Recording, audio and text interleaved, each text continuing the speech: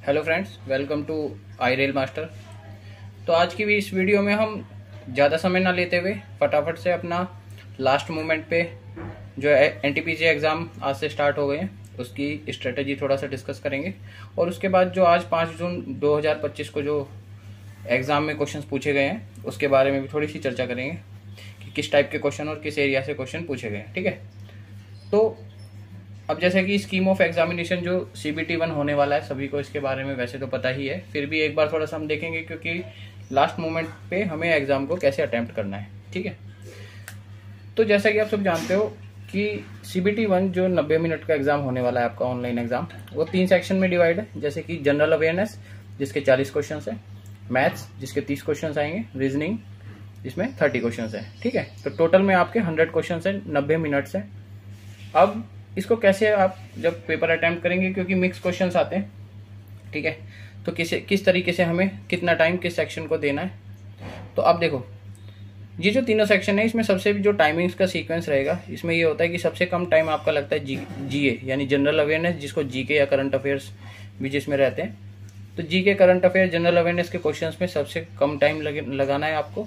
ठीक है, क्योंकि ये क्वेश्चंस आप पढ़ोगे तो या तो आपको ये आता होगा या नहीं आता होगा, इसमें जो बहुत ज़्यादा सोचने नहीं बैठना है और इस पे एक ही क्वेश्चन पे स्टिक होके सोचते नहीं रहना कि कौन सा ऑप्शन करेक्ट है। यदि आपको उसका आंसर करेक्ट पता है, एक्यूरेट पता है, तो आपको अटेम्प्ट करना है, अदरवाइज उसको फटाफट से स्किप करके अपने नेक्स्ट क्वेश्चन पे जाना है। ठीक है, जनरल अवेयरनेस सेक्शन के बाद जो टाइमिंग है सबसे कम जो है जनरल अवेयरनेस, उसके बाद जो टाइमिंग लगता है वो होता है रीजनिंग पे। ठीक है, और जो सबसे ज़्यादा टाइम लगता है वो है मैथ्स का सेक्शन के लिए। तो इसीलिए हमें जो है अपने जो 2 सेक्शन है जनरल अवेयरनेस और रीजनिंग, इसका टाइम जितना हम कम लगाएंगे वो हमारा बचेगा और वो हमारे मैथ्स सेक्शन के लिए हमें काम आ जाएगा।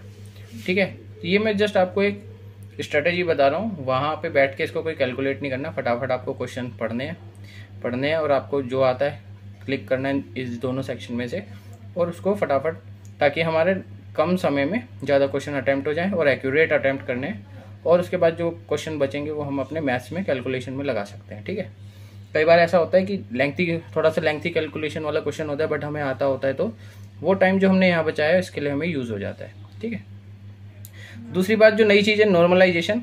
सबने नॉर्मलाइजेशन के बारे में पढ़ ही लिया होगा और कई सारी वीडियो भी देखी होंगी। अगर किसी को नहीं भी पता है तो मैं बता देता हूँ। नॉर्मलाइजेशन का सबसे जो क्लियर जो मीनिंग है वो है एक्यूरेसी। ठीक है, मतलब क्या है, आपको पेपर में एक्यूरेसी रखनी है। एक्यूरेसी रखनी है का मतलब आपको केवल वही क्वेश्चन टिक करने हैं जो आपको आते हों। गैस वर्क जो है उसे अवॉइड करना है। ठीक है, यानी तुक्के नहीं लगाने हैं। ठीक है, गैस नहीं करना है। ठीक है, अच्छा, तो अभी तक हमने क्या देखा, हमें एक तो टाइमिंग का थोड़ा सा ध्यान रखना है और एक्यूरेसी पे अपने ज़्यादा फोकस करना है कि ज़्यादा हमें एक्यूरेट क्वेश्चन करके आने हैं, ना कि हमें ऐसा करना है कि हमें, मान लो एक चीज़, इसको आपको 2 एग्जांपल के माध्यम से समझा देता हूँ। अब मान लीजिए आपके पास 2 केस हैं, मोर एक्यूरेट लेस अटेम्प्ट या मोर अटेम्प्ट लेस एक्यूरेट। यानी कि पहला केस क्या है, आपके पास ज़्यादा एक्यूरेसी है आपकी लेकिन आपने अटेम्प्ट कम करे हैं क्वेश्चंस, और एक है आपका कि आपने अटेम्प्ट ज़्यादा करे हैं और क्वेश्चन कम एक्यूरेट है। ठीक है, तो इन दोनों केसेस में से आपका जो है पहला वाला क्वेश्चन केस ठीक है, दूसरा गलत है। यानी आपको ज़्यादा एक्यूरेट क्वेश्चन करने हैं, चाहे वो अटेम्प्ट लेस हो। ठीक है, अच्छा, एक क्वेश्चन अभी जो सभी के मन में आ रहा होगा इस समय कि how many questions to be attempted, यानी कितने क्वेश्चन हम अटेम्प्ट करके आए जो कि एक हमारा अच्छा स्कोर माना जाए। ठीक है, इसको कोई 70 क्वेश्चन बोलेगा, कोई 80 क्वेश्चन बोलेगा। ठीक है, सबके अटेम्प्ट के हिसाब से। बट क्या है, आपको क्या ध्यान में रखना है, अगेन मोर एक्यूरेट, यानी कि आप जितने ज़्यादा से ज़्यादा एक्यूरेट क्वेश्चन कर सकें वो आपको अटेम्प्ट करके आने हैं। ठीक है, गैस वर्क अवॉइड करना है। ठीक है, क्योंकि एग्जाम पैटर्न कई अभी बार तो मतलब जो एग्जाम का लेवल है वो हर दिन अलग अलग आएगा। किसी सेक्शन में मैथ ज़्यादा आएगा टफ, किसी में रीजनिंग आएगा, कभी करंट अफेयर किसी पेपर में आपको टफ देखने को मिलेगा। बट जब सारा एग्जाम सभी शिफ्ट का हो जाएगा उसके बाद एक नॉर्मलाइजेशन में क्या होता है, सबको बराबर वेटेज दे दिया जाता है। ठीक है, तो इसीलिए आपको एक्यूरेसी पे बहुत ज़्यादा ध्यान रखना है। ठीक है, क्योंकि एक्यूरेसी से एक्यूरेसी से क्या होता है, आपका क्वेश्चंस आपने मान लो 100 में से 70 अटेम्प्ट करे, और अगर मान लो एक्यूरेसी में 100% है तो आपका 70 वाला स्कोर बढ़ के 90 क्वेश्चंस के इक्विवेलेंट भी हो सकता है। ठीक है, तो इसीलिए आपको एक्यूरेसी पे ज़्यादा ध्यान देना है। अब डिस्कस करते हैं आज के 5 जून 2025 का जो एनटीपीसी का एग्ज़ाम हुआ है उसमें किस टाइप के क्वेश्चंस पूछे गए हैं, किस एरिया से पूछे गए हैं, उसका एक हल्का ओवरव्यू लेंगे। ठीक है, और बाकी आपकी जो तैयारी है, जिनका एग्ज़ाम अभी आने वाली डेट्स में ही है, वो अपनी तैयारी को रिवाइज करें, और जिनके में अभी गैप है तो वो ज़्यादा से ज़्यादा एक तो करंट अफेयर पे काम कर सकते हैं, क्योंकि बहुत ज़्यादा नई चीज़ सीखने का समय नहीं है, नई ट्रिक्स सीखने का भी समय नहीं है, बट थोड़ा सा आप करंट अफेयर जो या जनरल अवेयरनेस वाला कुछ जो पोर्शन है वो आप थोड़ा सा कवर करें, और बाकी हम आने वाली वीडियोज़ में भी जो इंपॉर्टेंट और टॉपिक्स हैं उसको थोड़ा सा डिस्कस करेंगे। ठीक है, चलो तो आज के एग्ज़ाम जो आज का क्वेश्चन पूछे गए हैं उस पर थोड़ा ओवरव्यू लेते हैं। तो देखिए, आज का जो 5 जून 2025 को एनटीपीसी एग्जाम हुआ है उसमें अलग अलग टाइप के जो क्वेश्चंस पूछे गए हैं जनरल अवेयरनेस सेक्शन से।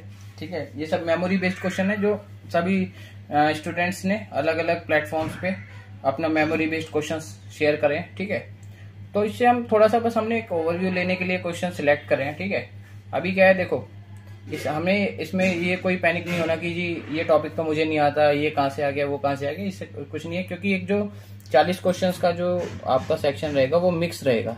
उसमें से बहुत सारे क्वेश्चन ऐसे भी होंगे जो आपको नहीं आते, बट ऐसे भी होंगे जो आपको आते हैं, तो पॉजिटिव जो साइड है उसको देखना है।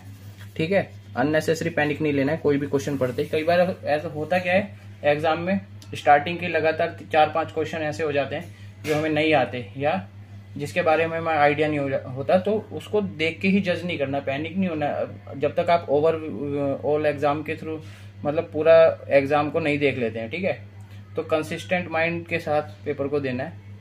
और अब देखो कुछ जो हमारे एरियाज हैं जीए में जो पूछे गए हैं वो डिस्कस करते हैं। देखो, जैसे सबसे पहले साबरमती रिवर से क्वेश्चन आ गया कि कहाँ से नदी निकलती है। एक अलग से क्वेश्चन पूछा गया तख्त ए बही, अलग से मतलब एक अलग जो आपको बहुत से लोगों को नहीं पता होगा, तख्त ए बही एक टर्मिनोलॉजी या ये किससे रिलेटेड, किस पार्थियन रूलर से रिलेटेड है। अब देखो इस टाइप के जो क्वेश्चन होते हैं, आप कितना भी हिस्ट्री वगैरह पढ़ लो, कोई ना कोई क्वेश्चन ऐसा अटक ही जाता है कि जो जिसके बारे में आपको नहीं पता होता है। तो इसलिए इस टाइप के क्वेश्चन यदि आते हैं ठीक है, नहीं तो इसको आप स्किप कर सकते हैं। ठीक है, इसमें ज्यादा कुछ नहीं आपको पैनिक लेना। अब देखो, क्योंकि अगला जैसे आर्टिकल 32 पूछा है कॉन्स्टिट्यूशन से, आसान क्वेश्चन है, फैक्चुअल क्वेश्चन है, और मोस्टली लोग जो पॉलिटी या कॉन्स्टिट्यूशन के बारे में थोड़ा बहुत पढ़ के जा रहे हैं उनको पता भी होगा। इसी तरह 4 ऑप्शन देके कि किस इंडियन स्टेट के कोस्टल प्लेन यानी तटीय रेखा नहीं है, ये पूछा है। ये भी एक अच्छा क्वेश्चन है और इजी क्वेश्चन है। टेलीकॉम सेक्टर कब कमर्शलाइज हुआ था, कई लोगों को पता भी होगा, नहीं भी पता होगा, तो इस टाइप के भी क्वेश्चन में अगेन पैनिक होने की जरूरत नहीं है। DPSP directive principle of state policy again constitution से पूछा है, आसान क्वेश्चन है। ठीक है, जेंडर इंडेक्स में कौन सा पोजीशन है इंडिया का, कि ये करंट अफेयर्स है। ठीक है, केमिकल चेंज, ये आपके 4 जैसे burning of would, boiling of water, ये सब दे रखा है, ये आपका एक एनसीईआरटी बेस्ड क्वेश्चन है जनरल साइंस का। ठीक है, जो आपको 9th या 10th की एनसीईआरटी में जनरली जो हमें जीएस पोर्शन जो तैयार करना है जनरल साइंस, ये उन लोगों के लिए मैं बता रहा हूँ जिनके अभी एग्जाम में टाइम है, तो वो एनसीईआरटी की 9th और 10th की बुक्स को एक बार थोड़ा सा पढ़ के जरूर जाएं, वरना और भी इजी इसके जो नोट्स हैं हर पीडीएफ आपको मिल जाएंगे आसानी से नेट पे। तो class 9th NCERT science PDF या class 10th NCERT science PDF के नोट्स आप जब देखोगे नेट पे आराम से मिल जाएंगे और कम समय में आपकी तैयारी हो जाएगी। और हम भी कोशिश करेंगे कि हम आपको इसके नोट्स अपनी वीडियोज में प्रोवाइड कराएं। ठीक है, पीडीएफ प्रोवाइड कराएं। चाइना का belt and road initiative BRI इसमें से पूछा गया है। ये एक्चुअली करंट अफेयर का टॉपिक ये कुछ साल पहले भी था, क्योंकि ये पहले शुरू हो गया था। अब क्योंकि बॉर्डर पे टेंशन रहती है तो उसलिए उस एरिया में से ये पूछा गया है। ज्योग्राफी में से ये पूछा गया है, एक 4 ऑप्शन देके कि कौन सा इंडियन स्टेट 24 डिग्री लैटिट्यूड पे लाई करता है। ठीक है, तो जिसको मान लो ज्योग्राफी के थोड़ा डेप्थ में नॉलेज नहीं है तो इसमें पैनिक होने की कोई जरूरत नहीं। ठीक है, इकोनॉमिक सर्वे 2025 जो करंट अफेयर के ही पार्ट है, अभी हाल ही में जो बजट से पहले इकोनॉमिक सर्वे की रिपोर्ट आती है उसमें से क्वेश्चन पूछा गया है कि स्मार्ट सिटी मिशन में से उसमें स्टेट पूछे गए हैं। स्मार्ट सिटी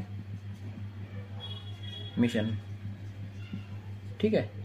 CAG कंट्रोलर और ऑडिटर जनरल, ये जो होता है, तो देखिए CAG यानी कंट्रोलर एंड ऑडिटर जनरल, यानी करंट पर्सनैलिटीज जो हमारी हैं उसमें से भी क्वेश्चन पूछा गया है, ठीक है। तो इस तरीके से ये सारे टॉपिक्स आपके GS सेक्शन से पूछे गए हैं, ठीक है। अब मैथ के सेक्शन का भी देखते हैं, क्योंकि रीजनिंग के भी वही हैं टॉपिक्स। जैसे अभी हम आपको थोड़ा सा दिखाते हैं, रिंग अरेंजमेंट है और किस किस एरिया में से पूछा गया है। तो मैथ से शुरू करते हैं। अब देखिए मैथ्स के जो पोर्शन है, मैथ्स के पोर्शन में से क्या क्या पूछा गया, जो इम्पोर्टेंट जिस चैप्टर्स में से क्वेश्चन आए हैं। जैसे सिंप्लीफिकेशंस में से पूछे गए हैं, नंबर सिस्टम में से पूछे गए हैं, profit loss, time work, speed and distance. Time work जैसे कि जो जिसमें जो क्वेश्चन कराए थे टंकी, जिसमें नल और टंकी वाले जो क्वेश्चंस पूछे जाते हैं ना, टैप की 2 टैप हैं और वो इतना पानी निकालते हैं, मतलब देखो टाइम वर्क में कैसे 2 तरह के क्वेश्चन पूछे गए हैं। इसमें से एक तो पूछा गया है मैन एंड वर्क का, कि इतने आदमी इतने काम को इतने दिन में करते हैं, तो बचे हुए आदमी कितने दिन में उस काम को करेंगे। एक इसमें टाइप पूछा गया है टैप एंड सिस्टर्न, ठीक है। टैप एंड सिस्टर्न, नल और टंकी वाले की 2 नल एक टंकी को इतने टाइम में खाली करते हैं, तो यदि एक नल को खुला छोड़ दें, एक को इतने बाद बंद कर दे, तो कितनी देर में बचे हुए टाइम में वो उसे खाली कर देगा, ठीक है। कहने का मतलब है टाइम एंड वर्क के ही चैप्टर के क्वेश्चन हैं ये। और इसके बाद स्पीड डिस्टेंस में से क्वेश्चन आए हैं, LCM SCF में से भी पूछे गए हैं, ट्रिग्नोमेट्री में से भी पूछे गए हैं। बट अब देखो इसमें एक चीज़ है कि जरूरी नहीं है कि इन्हीं चैप्टर्स में से क्वेश्चन आगे आने वाले एग्जाम के डेज में भी आएंगे। पैटर्न चेंज भी हो जाता है। पैटर्न का मतलब टॉपिक्स चेंज हो जाते हैं। हो सकता है जिस टॉपिक में से इसमें नहीं पूछे हुए हैं, जैसे स्टैटिस्टिक्स है, डाटा इंटरप्रिटेशन है, वो आने वाले दिनों में मिल सकता है देखने को। तो इसलिए आपको एक जो ओवरऑल, जैसे कि हमने स्टार्टिंग से बताया कि आपको एक सिलेबस के अकॉर्डिंग तैयारी करनी है, वही अपनी रखनी है, और कुछ भी अपनी तैयारी से भटकने की कोई रिक्वायरमेंट नहीं है।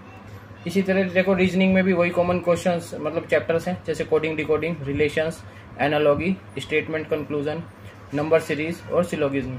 सिलोगिज्म जैसे जो सर्कल वाले क्वेश्चंस आते हैं कि कुछ मान लो ये कुछ बॉल बैट हैं, कुछ बैट विकेट हैं, तो ओवरऑल जो रिलेशन इसमें सर्कल वाले पूछते हैं। क्वेश्चंस करा रखे हैं टॉपिक में, आप देख सकते हो। तो कहने का ये मतलब है कि आपके सिलेबस के अकॉर्डिंग ही टॉपिक्स में से क्वेश्चंस आ रहे हैं। मैथ और रीजनिंग में से तो क्योंकि इनका पता ही होता है कि सिलेबस के अकॉर्डिंग ही ये पेपर बनना है। और दूसरा बात, हाँ, जो GA सेक्शन है जनरल अवेयरनेस का, उसमें थोड़ी वैरायटी देखने को मिल जाती है। बट आपको अब जो अपनी तैयारी फाइनल स्टेज पे है उसको कंटिन्यू रखना है, पैनिक नहीं होना है और आराम से।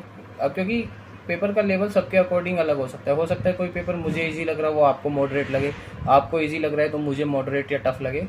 तो वो अपने अकॉर्डिंग वो सबका व्यू होता है, ठीक है। तो टाइम मैनेजमेंट के साथ अपने टॉपिक्स को प्रिपेयर करो, और जिनका एग्ज़ाम कल परसों में ही होने वाला है, वो लोग अपना एक सिलेक्टेड स्ट्रेटेजी के साथ एग्ज़ाम को देने जाओ। और बस सबको एक बात ध्यान में रखनी है, एक्यूरेसी, ठीक है। हमें ये एग्ज़ाम एक्यूरेसी के साथ देना है, ठीक है, एक्यूरेसी, ताकि हमारा नॉर्मलाइजेशन से हमें बेनिफिट मिल जाए, ठीक है। तो चलिए अपना प्रैक्टिस जारी रखिए। जिन लोगों के पास टाइम है वो ज़्यादा से ज़्यादा प्रीवियस ईयर क्वेश्चंस को लगाओ, प्रीवियस ईयर पेपर करो, ठीक है। और सभी को all the best for exam, keep practising. Okay, bye.